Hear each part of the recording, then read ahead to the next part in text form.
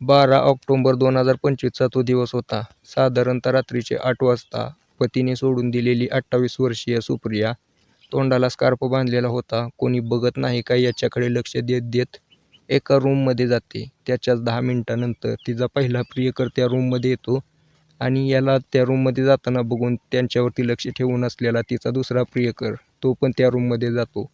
आता या ठिकाणी एक महिला 2 पुरुष एका रूममध्ये होते. जी की महिला तिला पतीने सोडून दिलेलं होतं तिच्या असल्या चाळ्यांमुळे. त्याच्यानंतर त्या रूममध्ये नेमकं काय घडलं पूर्ण स्टोरी सांगतो.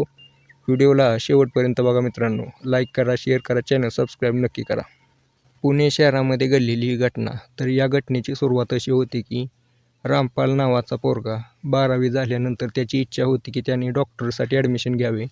मार्क पण त्याला 80-85 पडली होती. पण त्याच्या वडिलांचा अपघात झाला नेमका आणि आता त्याला कामाला जावं लागलं. गवंड्याच्या हाताखाली काम करायचा, कष्ट करायचा आणि तिघांचं कुटुंब हा एकटाच चालवायचा कमी वयामध्ये. या रामपालचं वय त्यावेळेला 18 वर्ष होतं. असं करत करत आता याला 5 ते 6 वर्ष झाली होती. रामपालचं वय 24 वर्ष झालं होतं. भरपूर कष्ट करायचा. त्याच्या वडिलांना वाटलं की हा पोरगा तर खूप कष्ट करतोय. याला जर अजून हाताची साथ मिळाली म्हणजे याचं लग्न जर करून दिलं तर अजून कष्ट करेल आणि चांगल्या प्रकारे घर सांभाळू शकेल. असा विचार करून त्याचे वडील त्याच्यासाठी स्थळ बघायला चालू करतात. सगळ्या नातेवाईकांना सांगण्यात येतं की आमच्या पोरासाठी स्थळ बघा. 1 आठवड्यानंतर रामपालचे काका त्याच्यासाठी स्थळ घेऊन येतात. पोरीचा बायोडाटा आणलेला होता. सुप्रिया नावाची पोरगी. दिसायला सुंदर. तिचीही आत्ताच 12वी झालेली होती. ती 18 वर्षाची होती. या दोघांमध्ये 5 ते 6 वर्षाचा गॅप होता.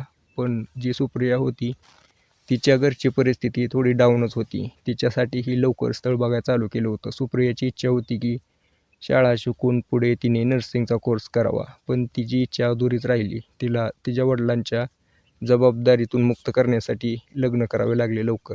सुप्रियाचा फोटो या रामपालला दाखवतात. रामपालला तर पोरगी खूप आवडली होती. कारण दिसायला तशी होती सुप्रिया. शरीराने अशी वाटत होती की काही एखादी हॉलिवूडची हिरोईनच असेल.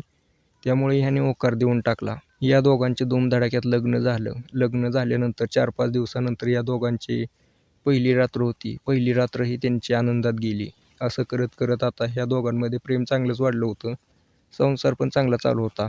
या दोघांच्या लग्नाला आता 2 ते 3 महिने झालेली होती. एक दिवशी हा रामपाल सुप्रियाला म्हणतो की आमच्या साईटवरती ना एका महिलेची गरज आहे कामासाठी. जास्त काय काम नाही. फक्त 2-2, 3-3 इटा घेऊन थोडं वर जाऊन ठेवायच्यात. सुप्रियाला म्हणतो तू करणार का? सुप्रिया म्हणते हो मला पण घरी बसून कंटाळा आलाय. असं म्हटल्यानंतर ही रामपाल आणि सुप्रिया एकासोबत एक कामाला जातात. दोघांचा संसार चांगला चालू होता.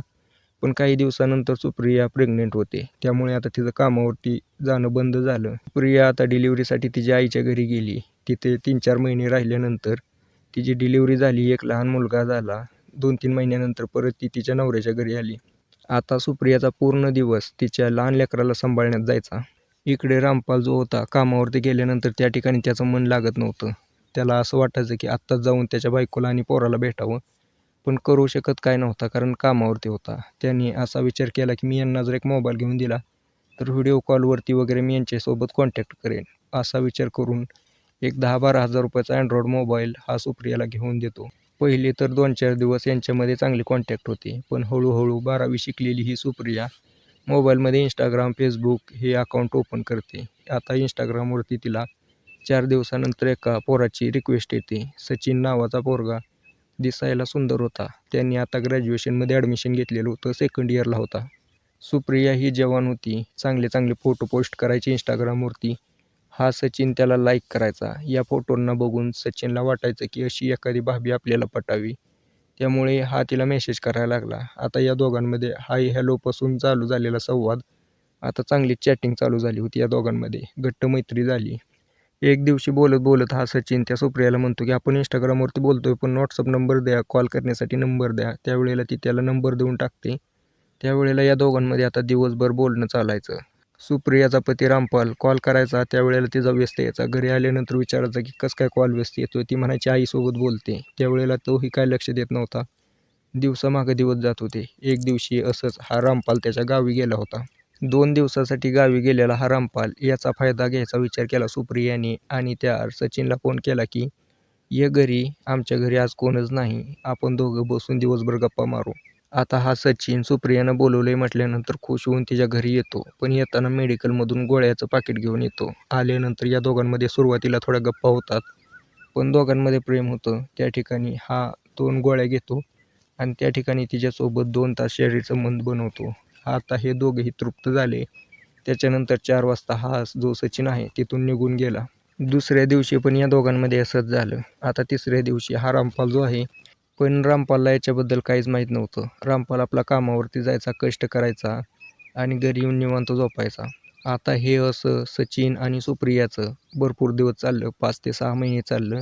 पण 5-6 महिन्यानंतर सचिन तिचा फोन पण उचलेना, तिला रिप्लाय पण देईना, तिला भेटायला पण येईना. आता हा विचार करून ही सुप्रिया जी आहे सचिनच्या घरी जाते. सचिनला म्हणते की काय झालं? त्यावेळेला सचिन सांगतो की माझं लग्न जमले आणि तू काय माझ्या आता मागं लागू नको. ही सुप्रिया म्हणते तुला जर माझ्यासोबत संबंध ठेवायचे नव्हते तर माझ्यासोबत एवढे दिवस तू कशाला केलं असं? असं म्हणून ती त्या ठिकाणी कालवा करायला लागते. पण त्यावेळेला हा सचिन तिला तिथून हाकलून देतो. सुप्रिया पण चालाक होती. सुप्रियाने सचिनची जी होणारी बायको होती तिचा नंबर घेतला आणि तिला सगळं सांगून टाकलं. त्यावेळेला तिने तिच्या बापाला सांगितलं आणि हे लग्न मोडून टाकलं. सचिन आता रागात आला. सचिन सुप्रियाच्या घरी आला आणि दिवसा कालवा करायला लागला. सगळ्या मोहल्ल्याला समजलं नेमका हा पोरगा तिच्यासोबत एवढे दिवस काय करत होता. सचिन तर त्या ठिकाणाहून भांडून गेला. पण ज्यावेळेला हा रामपाल ज्यावेळेला घरी आला त्यावेळेला मोहल्ल्यातल्या लोकांनी सांगितली पूर्ण घटना आणि या रामपालने सुप्रियाला तिच्या पोरासोबत हाकलून दिले घरातून. म्हणला की तुझ्यासोबत मला नाही राहायचं. आता सुप्रिया सचिनची बी राहिली नव्हती आणि त्या रामपालची पण राहिली नव्हती. तिने त्याच्या थोडं 2 किलोमीटर लांब एक खोली भाड्यानं करून तिथं राहायला लागली. हा जो सचिन होता त्याचं तर लग्न मोडलं होतं. आता तो म्हटला की सगळं विसरून जाऊन या सुप्रियापाशी पुन्हा जायला पाहिजे. म्हणून सुप्रियापाशी जातो. सुप्रिया ही त्याला ॲक्सेप्ट करते. पण 15 दिवसानंतर हा सचिन सुप्रियाचा एक दिवशी मोबाईल चेक करत असताना त्याच्या मोबाईलमध्ये रमेश नावाच्या व्यक्तीचा नंबर दिसला. त्या नंबरवरती अशा काही गप्पा मारलेल्या होत्या, चॅटिंग केलेली होती, जे की सचिनसोबत करायची. त्यालाच आता सचिनला कळून चुकलं होतं की याच्या गैरहजेरीत अजून एक कोणीतरी तिच्यासोबत संबंध बनवतंय. आता ही गोष्ट सचिनला पटली नाही. त्यामुळे सचिन तिच्यासोबत वाद घालायला लागला. तर सुप्रिया म्हणली तू काय माझा नवरा ना, तू माझ्या नादी लागू नको. तुला जे करायचं ते कर, नसेल तर तू इथून जा. या सचिनला आता मनामध्ये राग आला होता. तो म्हणाला की माझ्यासोबत गेम केला काय, हिचा गेमच वाजवतो. असा विचार करून सचिन सुप्रियावरती लक्ष ठेवायला लागला. जसं की मी तुम्हाला सांगितलं, एक दिवशी ही सुप्रिया तिच्या तिसऱ्या प्रियकराला भेटायला गेली होती एका रूममध्ये. सचिन त्यावेळेला तिच्यावरती लक्ष ठेवूनच होता. सचिनच्या हातात चाकू होता. सचिन तिच्या पाठीमागे गेला. ज्यावेळेला ही रूममध्ये घुसली, तिचा प्रियकर घुसला, त्यावेळेला हाही त्या ठिकाणी गेला. या दोघांना संबंध बनवताना बघून त्याच्या तळपायाची आग मस्तकात गेली. त्या ठिकाणी त्याने सुप्रियाला मारहाण चालू केली. त्यावेळेला तिचा दुसरा प्रियकर मध्ये आला. तो म्हणला की तू मध्ये येऊ नको, तुझा आणि माझा काही संबंध नाही, तू निघून जा इथून. आणि तो चाकू त्याने सुप्रियाच्या गळ्यावरती फिरवला आणि त्या ठिकाणी सुप्रियाला संपवून टाकले. ज्यावेळेला सचिन आणि सुप्रियामध्ये वाद चालू होता त्यावेळेला ती कालवा करत होती. आसपासची लोकं तिथं जमा झालेली होती. ही घटना घडल्यानंतर माणसांनी पोलिसांना फोन केला आणि हॉस्पिटलमध्ये घेऊन गेले. पण सुप्रियाचा मृत्यू झाला होता. त्यावेळेला पोलिसांनी जी सुप्रियाचा तिसरा आशिक होता त्याला विचारलं. त्यावेळेला त्यानं या सचिनचं नाव घेतलं. सचिनला पोलिसांनी अटक केली. त्यावेळेला त्यानं पूर्ण गोष्ट सांगितली, जी की मी तुम्हाला सांगितली. तर आता यामध्ये ही जी सुप्रिया होती हिचं वाईट कृत्य, त्याची सजा तर तिला मिळालीच. पण हा सचिन जो आहे 12च्या भावात गेला. तर याच्याबद्दल तुमचं काय मत आहे मला कमेंट करून नक्की सांगा.